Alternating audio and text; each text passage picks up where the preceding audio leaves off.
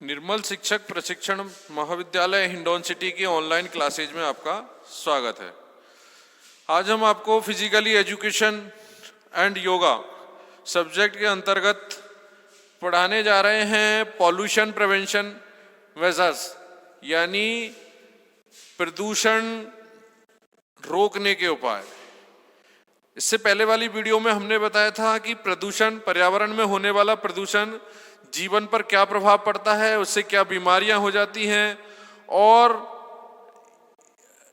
इस पर्यावरण के अंतर्गत जितना भी जो हम आंखों से देख पाते हैं हमारे इर्द गिर्द, वो सारा जो पर्यावरण है उसमें कौन कौन सी ऐसी चीजें हैं जो हमारे नजदीक में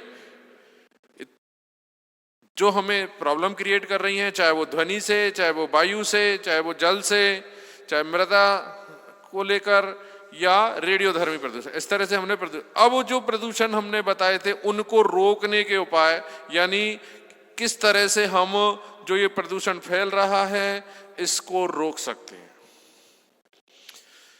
देखिए, प्रदूषण होना जरूरी से मतलब होगा ही, क्योंकि देखो जनसंख्या के अंतर्गत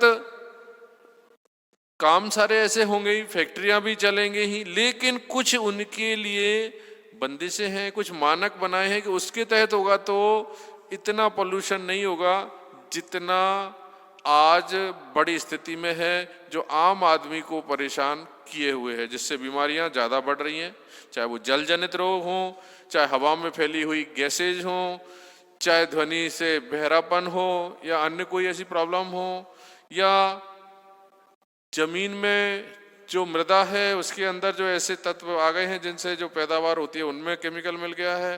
वो सारी चीजें हमें भयंकर रोग, कैंसर जैसे रोग हमारे अंदर डेवलप कर रही है।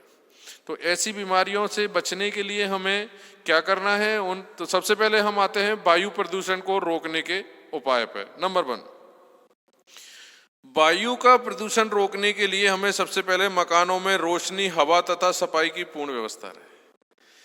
देखिए,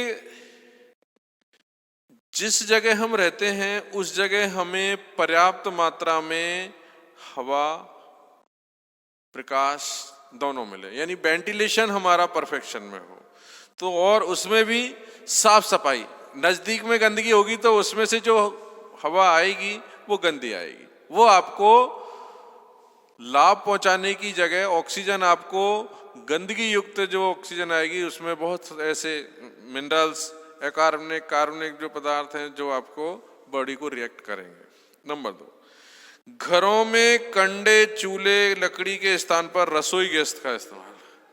देखिए, वैसे तो जब हम प्राचीन कालीन जब रहन सहन की बातें करते हैं, जिसमें स्वच्छता और उसकी बातें करते हैं, और वहीं उस रसोई में प्रयोग होने वाले चूल्हे पर जो लकड़ी जलती है या उपले जलते हैं, उनसे निकलने वाले धुएं से भी वायु में प्रदूषण होता है, ऐसा बताया। लेकिन इससे भी ज्यादा भयानक इंसान के लिए जो गैस पर रोटी बनाई जाती है, उनसे जो गैस है उस पर जो रोटी सेकी जा रही है, उसके अंदर भी कुछ इस तरह के जो है मटेरियल, उससे भी आपको शरीर को हानि पहुंचती है। लेकिन प्रदूषण वायु में होने वाली है तो उसमें, क्योंकि बीच में तो क्या हुआ कि ये जो मटकी और ये बनाते हैं मट्टी के बर्तन, ये जो हाथ चलाते हैं उससे जो धुआं निकलता है उससे भी पोल्यूशन बहुत बढ़ता है, तो उसको रोक दिया गया, या ऐसे इंटीरियर एरिया में उसको बनाने के लिए कहा गया। घरों में दूर पशु आवास हो जिससे उसमें गंदगी का प्रवेश न हो। देखिए, पशु रहेंगे तो गंदगी भी रहेगी, क्योंकि उनको कोई ये नहीं परवाह रहती कि सफाई में रहें, वो वहीं बैठे हैं, वहीं पेशाब कर रहे हैं, वहीं गोबर कर रहे हैं, तो उससे जो कीचड़ उत्पन्न होता है, उससे जो बदबू होती है, उससे जो गैसेज हैं, वो आपकी बॉडी को परेशानी देती है। तो गैसों, जो भैंसों का बाड़ा है वो घर से दूर बनाया जाए जिससे ये प्रॉब्लम नहीं हो। फिर दूसरी सबसे बड़ी बात है कि वृक्षारोपण को बढ़ावा मिले जिससे वायु में ऑक्सीजन की मात्रा। देखिए, आपको ये तो पता है कि पेड़ जो है ऑक्सीजन गैस छोड़ते हैं, विशेषकर पीपल है, बड़े हैं, जो बड़े ऐसे पेड़ हैं वो बहुत ज्यादा ऑक्सीजन गैस छोड़ते हैं। रात्रि में वो कार्बन डाइऑक्साइड ग्रहण करते हैं और ऑक्सीजन छोड़ते हैं। तो अधिक अगर आप पेड़ लगाएंगे तो आपके लिए ऑक्सीजन भरपूर मात्रा में मिलेगी।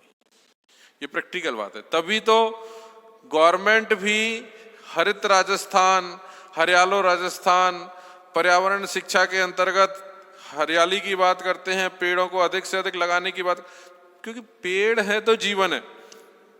इसके पीछे लॉजिक एक तो यही है कि ऑक्सीजन गैस ज्यादा प्रोवाइड करते हैं। दूसरा, पेड़ों से टकराकर, पहाड़ों से, पर्वतों से टकराकर बादल है वो वर्षा करते हैं।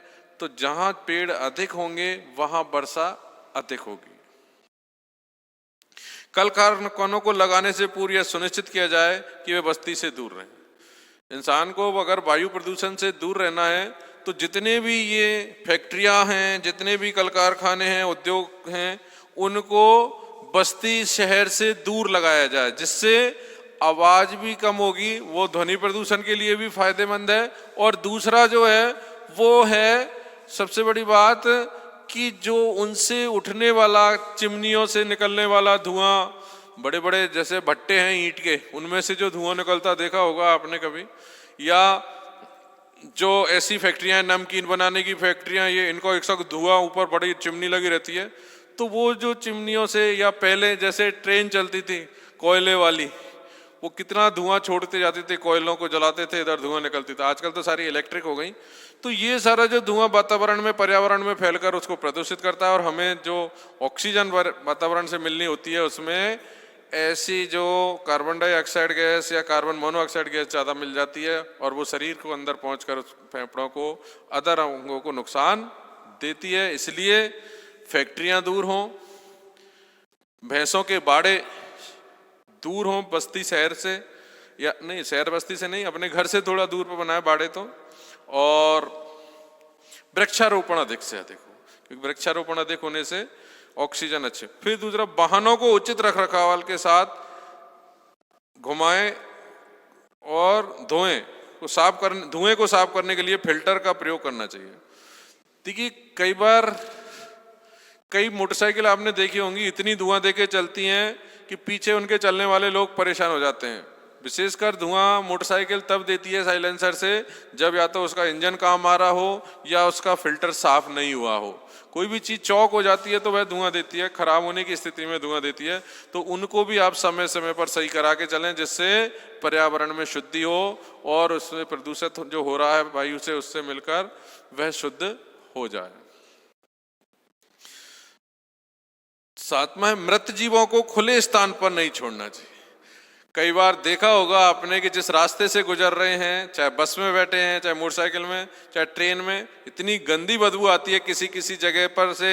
चाहे वो कई लोग हैं ट्रेन में बैठे हैं, पटरियों के बीच में आप शौच करने चले जाते हो, वहां जो गंदगी उससे उत्पन्न होती है और उससे जो बदबू फैलती है, उससे भी बहुत हालत खराब हो जाती है इंसानों की ट्रेन में बैठने। ऐसे ही मृत पशु अगर पड़ा है तो उसकी जो बदबू है काफी दूर तक आदमी को रिएक्ट करती है और उससे बहुत परेशानी होती है। तो जो मृत जीव हैं उनके लिए ऐसा स्थान बनाया जाए या उनको गड्ढा खोदकर गाड़ दिया जाए। इसके बाद खुले में शौच नहीं जाना चाहिए। सबसे बड़ी बात आ गई, वही बात नरेंद्र मोदी का स्वच्छता अभियान, स्वच्छ भारत अभियान, इसके अंदर सरकार ने मुहिम चलाई हुई है। ग्रामीण क्षेत्रों में पहले 12,000 अब 20,000 रुपए देकर आप अपने घर में सुलभ शौचालय बनवाएं, अर्थात एक ऐसा लैट्रिन बनाएगी गवर्नमेंट, खुद ही जाके उसका निर्माण करवाएं और उस पर आप पैसे आपको सरकार दे रही है अगर आपके घर में नहीं है। क्योंकि खुले में शौच जाने से कई बीमारियां और सबसे बड़ी बात गंदगी फैलती है और उस गंदगी से पर्यावरण प्रदूषित होता है। तो हमने इसके 8 पॉइंट बताए काय के वायु प्रदूषण को रोकने के। नंबर 1, मकानों में रोशनी के, प्रकाश की पूर्ण व्यवस्था हो, सफाई पूर्ण व्यवस्था में हो, घरों में कंडे, चूल्हे, लकड़ी से धुआं कम निकालें, गैस पे रोटी बनाएं, घरों से दूर पशुओं का बाड़ा हो जिससे वो गंदगी फैलाएं, उसकी बदबू पर्यावरण में घर के नजदीक नहीं फैले। वृक्षारोपण अधिक से अधिक करें जिससे ऑक्सीजन गैस अधिक से अधिक मिले। कल कारखानों को लगाने से पूर्व यह सुनिश्चित कर लिया जाए कि वे बस्ती से दूर हों और वाहनों की उचित देखभाल की जाए जिससे वो धुएं नहीं दें। मृत जीवों को खुले में न डालें और खुले में शौच नहीं जाएं। इसके बाद आता है नंबर 2 पे जल प्रदूषण को रोकने के उपाय। जल प्रदूषण को रोकने का सबसे पहला उपाय है कूड़ा करकट मल आदि नदियों में न डाला जाए। आज देखा होगा आपने, पानी के मुहाने में बहुत से लोग तो धार्मिक जितने भी कार्यक्रम करते हैं उनका जो होता है वो सब नदी में जा पवित्र माना जाता है, वहां जाके सब पवित्र हो गया सब। लेकिन वो जो गंदगी है, कई बार आपने देखा होगा, मैं धार्मिक हूं और ईश्वरीय उसमें विश्वास रखता हूं, लेकिन कई बार वो देखा होगा आपने गोवर्धन जी पर दूध का जब वो होता है, गोवर्धन जी पर चलने वाला, तो इतना दूध चढ़ाया जाता है जो दूध को एक लंबे अवस्था में जैसे नालियों में सड़ जाता है। कभी आपने देखा हो शिव चौदस पे देखो आपके उन नालियों में से कैसी बदबू आती है जिनमें दूध भरा रह जाता है, क्योंकि दूध को एक निश्चित समय के बाद सड़ने लगा, बहुत गंदी बदबू, विशेष टिका नहीं जाए। तो विशेषकर मैंने तो दूध के तो लिए नहीं, लेकिन कूड़ा करकट है वो नदियों और नालों में तालाबों में नहीं डाला जाए। नंबर 2, कल कारखानों के अपशिष्ट पदार्थों को नदी में न बहाया जाए। कई बार ऐसी नालियां बना दी जाती हैं कि जो केमिकल युक्त निकल रहा है पानी उसको नदी या नालों में डाल रहे हैं नालियों से, तो वह भी परेशानी देता है। आगे चल के वो पानी नदियों का खेती में काम आता है, पशु पीते हैं, इंसान उसको भी काम में ले लेते हैं, तो वो बीमारियों से ग्रसित हो जाते हैं। इसके बाद तीसरा है कि मृत जीव शवों को आदि को नदी में न डाला जाए। कई बार क्या मरे पक्षी पशुओं को आप नदी में डाल देते हैं तो वो भी वहां बीमारी फैलाने का होते हैं, इसलिए उनको दूर कहीं गड्ढे में गाड़ दें।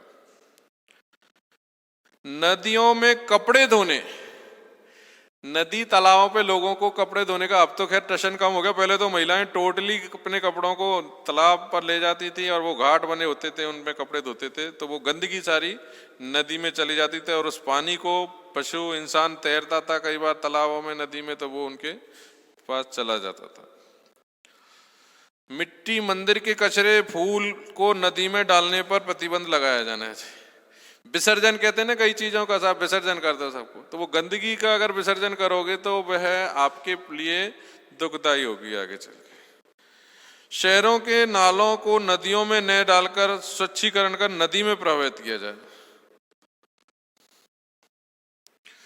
कई फिल्टर प्लांट लगा रखे हैं बीच में, मान लो कहीं नाले आ रहे हैं तो उनमें बीच में फिल्टर प्लांट लगा लें जिसमें पानी को स्वच्छ करके और फिर डालें नाले के पानी को नदी में, और कचरा एक जगह रह जाएगा और स्वच्छ पानी एक में चला जाएगा। मानसरोवर साइड में जाते हैं तब एक बीच में नाला पड़ता है, उसमें लगाया है फिल्टर प्लांट अभी। कुओं तालाबों में गंदगी न डालें। नदियों में शौच आदि पर प्रतिबंध होना चाहिए, और नदी के तट पे या किनारे पे बहुत से लोग शौच करने बैठ जाते हैं, वहीं पानी की व्यवस्था रहे, लेकिन वो ऐसा करने से भी गंदगी फैलती है और उससे जल प्रदूषण होता है। तो ये हो गया जल प्रदूषण। तीसरा हम लेके चलते हैं ध्वनि प्रदूषण। ध्वनि मीन्स आवाज। कल कारखानों में काम करने वाले व्यक्ति के स्वर रोधी तंत्र हेलमेट कानों में लगाना चाहिए। देखिए जो तेज आवाज वाली मशीनरियां हैं उनमें अगर कोई लेबर काम कर रही है, कोई मजदूर काम कर रहा है, तो उसको ऐसा हेलमेट देना चाहिए जो ज्यादा आवाज को उनके पास तक नहीं आने दे, बीच में ही रोक ले। उससे उनके, क्योंकि अंदर एक टोन होती है, टोन टेस्ट करवाते हैं कई बार, तो अंदर जो कान के अंदर जो पर्दा होता है तेज आवाज के कारण हैबिचुअल हो जाता है और उसको छोटी आवाज पर सुनाई देना बंद हो जाती है। ऐसी मशीनों का प्रयोग किया जाना चाहिए जो आवाज कम करें। आजकल सारी चीजें ऑटोमेटिक आती हैं और फौरन मशीन है वो आवाज कम करती हैं। बैंड पटाखों आदि पर पटाखों पर तो अब की बार लग ही गया, और बैंड बाजे भी मोस्टली कोरोना के कारण आजकल वैसे ही बज नहीं रहे, तो बैंड भी, क्योंकि वो भी तेज ध्वनि निकालते हैं, और आजकल तो बैंड के साथ में 3 तरह के बैंड चलते हैं, एक तो डीजे, फिर बैंड मैनुअल, और आ गए वो ढोलकी वाले। कितना पॉल्यूशन रहता है, आपने कभी देखो इन तीनों एक साथ बजाते हैं, किसी का ये नहीं पता चलता कि किसके गाने पर, किसकी धुन पर हम नाच रहे हैं, तीनों एक साथ गाने बजाते हैं। तो ये शोर एट लास्ट पर्यावरण में होता है और इससे आदमी परेशान हो जाता है। इसके बाद है चुनाव के दौरान रैलियां तथा चुनाव सभाओं पर प्रतिबंध लगाकर केवल बहुमत के आधार पर चुनाव कराया जाए। ये अनावश्यक जो रैलियां हैं, जिनसे माहौल बनाने के लिए आप जोर जोर से चिल्ला रहे हैं, बड़े भंडारे हैं धार्मिक, भैया आ जाओ, प्रसाद बट रहा है, ये बट रहा, वो बट रहा, ये सारी चीजें भी हमें कहीं ना कहीं ध्वनि को प्रदूषण कर देती है। फिर है मृदा मीन्स जमीन, मट्टी का प्रदूषण। घरेलू ठोस अपशिष्ट पदार्थों को जमीन पर नहीं छोड़ना चाहिए। पॉलीथीन का प्रयोग बंद कर देना चाहिए। देखो पॉलीथीन कहीं भी जाएगी वो नुकसान देगी, जमीन में चली जाएगी वहां पैदा नहीं होने दे, क्योंकि वो न गलती है न सड़ती है। कल कारखानों के अपशिष्ट पदार्थों को भूमि में न मिलाया जाए। कई आपने ऐसी जमीन देखी होंगी जो बंजर हो गई हैं, पीछे लॉजिक क्या है कि उनके ऊपर इस तरह का पानी फिर जाता है जो केमिकल युक्त है या बहुत ज्यादा खारा है, तो उसमें पैदा खत्म हो जाती है। कीटनाशकों का प्रयोग कम से कम किया जाए। जमीन में अगर कीटनाशक ज्यादा केमिकल मिलाएंगे तो वो कठोर हो जाती हैं, तभी तो जिनमें ज्यादा केमिकल होता है उनमें फिर देसी खाद और जैविक खाद इनको डालकर उसकी उर्वरा शक्ति को बढ़ाया जाता है, नहीं तो उर्वरा शक्ति खत्म हो जाती है।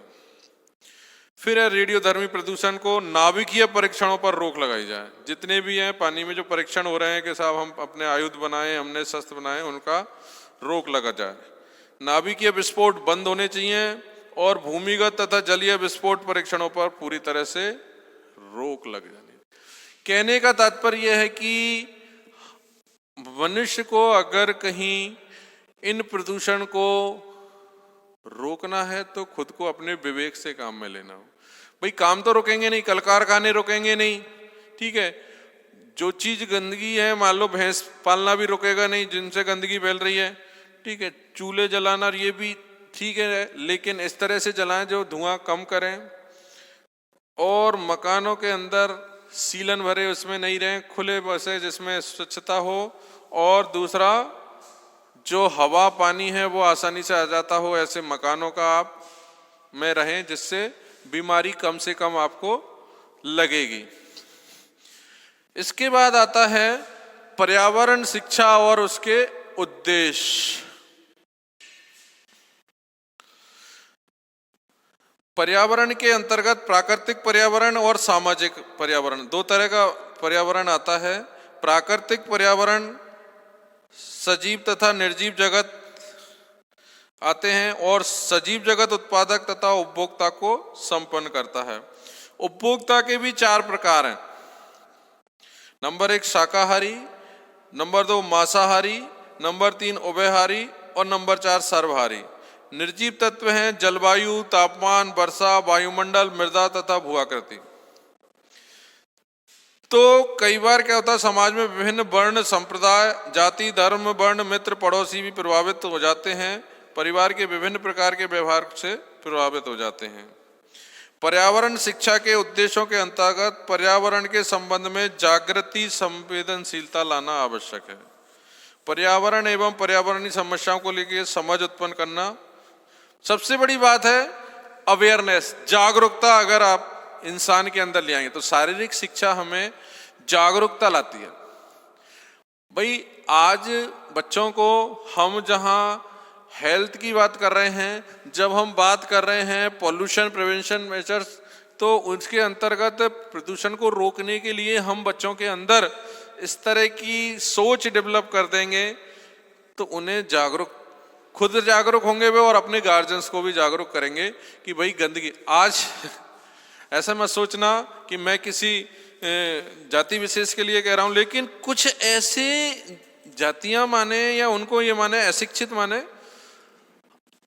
अभी मैंने आपको बताया कि भैंसों के बाड़े को घर के जहां रहते हैं उससे दूर बनाया जाए।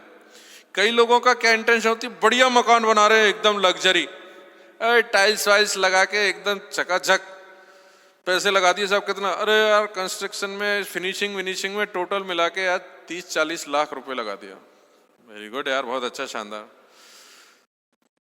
बनाने के बाद जैसे ही आपने रेजिडेंस किया, यानी नागल करने पे लोगों ने देखा बहुत अच्छा है, बढ़िया, शाबाशी दे गए। दोबारा कभी कोई प्रोग्राम किया साल 2 साल के पीछे, तो घर के आगे उन टाइल्सों के आगे ये बड़े बड़े घूड़े लगे मिले, गोबर के बड़े बड़े ढेर। मेन फ्रंट पे वहीं भैंस बंदी मिली, इधर बकरी बंदी मिली है। अरे यार ये सारी चीजें भैंस बकरी, क्योंकि ये जो गोबर करेंगी पेशाब करेंगी उनकी जो गंदगी, आप आदमी उधर से एंट्री लेगा। एक सज्जन थे तो उनका सर्वे में ड्यूटी लगाई। हमारे यहाँ एक विशेष का जो ममडनों में एक वो है जाति विशेष जिसका नाम है कसाई कहते हैं। ऐसी हालत कर रखी है उन्होंने घर की के मेन फ्रंट पे जहां दरवाजा है वहां पर छोटे बच्चे दरवाजे के पास में लैट्रिन कर रहे हैं, वही नाली पे। अब वो सर्वे करने गया बेचारा, लगा दी ड्यूटी तो सर्वे तो करेगा। यूं करा भाई साहब, चक्कर खा के गिरा होता वो तो गनीमत मानो। हम 2 जने थे तो एक ने पकड़ लिया और मेरी हालत खराब। उस इतनी गंदगी युक्त वहां, पहले तो क्योंकि पशु कटते हैं तो पहले ही उसमें तो मोहल्ले में बदबू, फिर सामने गंदगी, वो बच्चा लैट्रिन कर रहा वो उसकी गंदगी, यानी पूरा माहौल उनके दिमाग पर चढ़ गया और पूरा वातावरण वहां का उसके दिमाग को ऐसा खा दिया जो कि मैं बेहोश हुआ बचा। फिर मुझे बाहर ले गए, हवा करी। मैंने तुरंत लिख के उसको, SDI था, उसको लिख के दिया कि मैं आज के बाद मेरी ड्यूटी मत लगा देना, नहीं मेरी जान चली जाएगी। अब लोग तो वहां रह रहे हैं, खा रहे हैं, पी रहे हैं, सो रहे हैं, सारी चीजें कर रहे हैं, वो अभ्यस्त हैं। कई लोग नाले बड़े बड़े जो बदबू फैला रहे हैं उनके पास रहे, लेकिन वो हैबिचुअल हो गए। आम आदमी नहीं टिक सकता वहां उस गंदगी के आगे, लेकिन कई लोग हैं उनकी फितरत है। गोबर का बड़ा ढेर लग रहा है, घूड़ा जिसको है, और वहीं रह रहे हैं क्योंकि उसमें मच्छर ज्यादा होंगे, गंदगी जहां होगी मच्छर ज्यादा होंगे, लेकिन उनको मच्छर भी असर नहीं कर रहे हैं। पता नहीं कैसी सोच है। तो अब उनमें जो अवेयरनेस, जागरूकता लाएंगे कि भैया इस घूड़े को आप दूर बनाओ, आप भैंस पालो, वहीं भैंसों को रखो, वहीं घर के आसपास स्वच्छता होनी चाहिए। अरे मिशन चलाया हुआ है मोदी ने स्वच्छता का, तुम यार कर क्या रहे हो? तो ये सारी बातें आपकी सोच में आनी होती है। पर्यावरणीय समस्याओं के समाधान की योजनाओं का विकास किया ज्यादा से ज्यादा, जैसे मोदी ने चला रखा स्वच्छता अभियान, घर में सबके में लैट्रिन बनाई जाए, जिससे क्या है कि शौच करने बाहर नहीं जाए इंसान। ये सारी बातें ये शो करती हैं कि हमें अधिक से अधिक पर्यावरण की शिक्षा होनी चाहिए कि पर्यावरण को किस तरह से रखा जाए शुद्ध। इसके अलावा शैक्षिक कार्यक्रमों का मूल्यांकन, सामाजिक मापदंड निर्धारित होने चाहिए।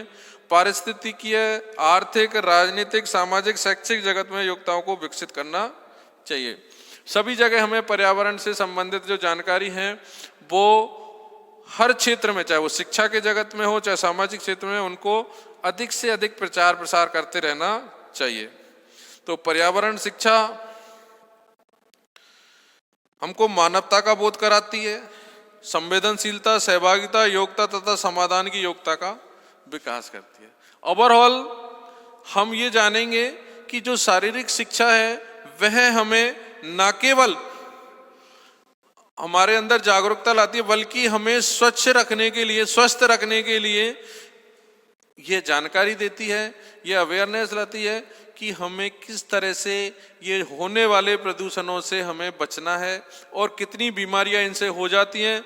अगर ये बीमारियां आपको हैं तो आपके नजदीकी जो गंदगी फैला रहे हैं या जो प्रदूषण है उनको पूरी जोर शोर पर रोकना चाहिए। जैसे अरविंद केजरीवाल ने परारी को रोक दिया। अब ऐसे बड़े स्तर पे तो काम नहीं कर सकते, लेकिन आप किसी से लड़ तो नहीं सकते, लेकिन आप उनमें जागरूकता ला दो। जागरूकता मीन्स अरे यार ये जला रहे हो, आप बीमार पड़ जाओगे। उन्हीं को कहो, ये मत कहो यार हम बीमार पड़ जाएंगे। आपने ये कह दिया हम बीमार पड़ जाएंगे तो तुमसे हमें क्या लेना देना, हम तो हमारे घर में जला रहे हैं। उन्हीं को समझाओ कि आपकी बीमारी, आपकी जो परेशानी आ रही है, आपको जो खांसने में और इनको जो लग रही है, आपको अस्थमा हो रहा है, वो इसी से है। तो उनकी समझ में, अरे हाँ यार, मेरे बहुत दिन से कर रहा हूँ यार, मैं तो चूल्हे पर रोटी बहुत दिन से बना रहा हूँ, मेरे अस्थमा का रोग भी है। तो जिनको अस्थमा का रोग है उनको ये सारी बातें नहीं करनी चाहिए।